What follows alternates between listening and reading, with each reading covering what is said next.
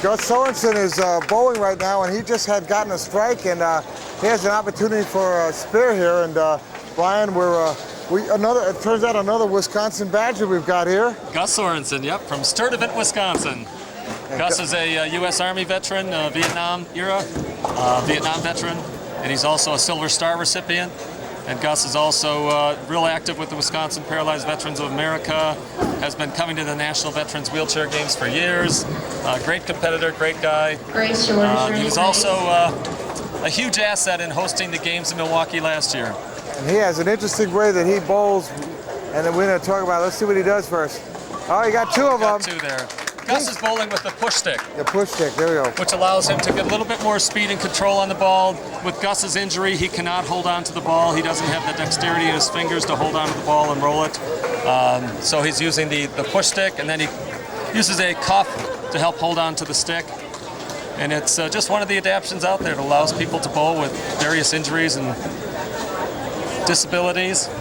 I would have to find out how he's done so far. And well, it looks like he has 235 through the first two games, so I would imagine something like a 120, 115. Okay, here it comes. And his nice one is going right down. It's going down. Oh! Got the right side got pretty strong. Got a 5 count there.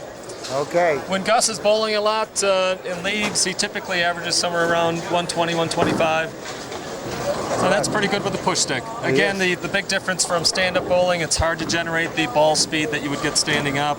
But at the same time, as long as you get good control and hit your marks, you can still do really well. Now, I happen to have had lunch with Gus, and it was just happened to be sitting there with him because that's the thing. You sit with anybody you want and ready to talk. And great guy. He's got a lot of great philosophy about getting out. Yes, we're going to talk to him in the interview about that because.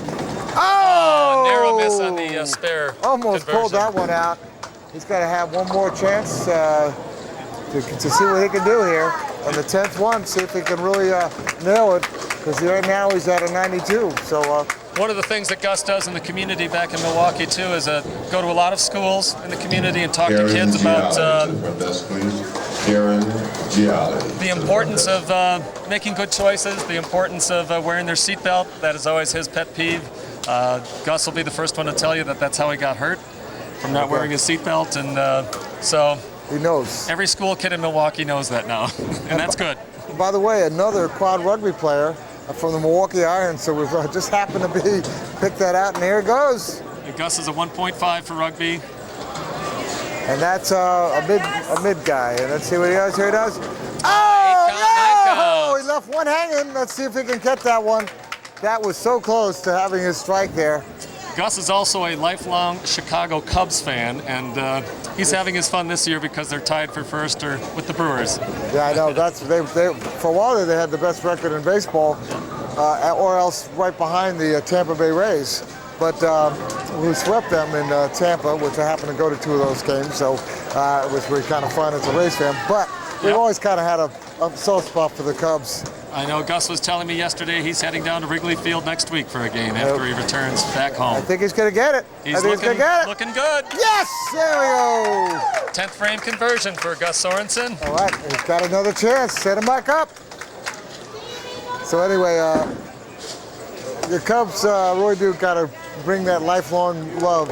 And even though they haven't won a World Series in a long time, maybe this is the year. They're bringing all their love up to Milwaukee this week. They play a series against the Brewers, and the stadium in Milwaukee is right next door to the VA hospital, so that's really good for the veterans that live up there. They attend a lot of games. Great. And the Brewers, that's going to be a great series, too. All right, here it comes.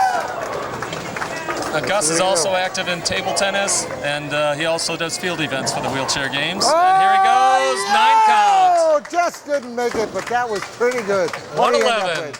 And for a three-game series of 346. That's not bad at all, So anyway, we're going to be right back with a quick interview with Gus, and you're on xable.com. Brian Walker and Rob Rowan here. Thank you. To bring you bowling action.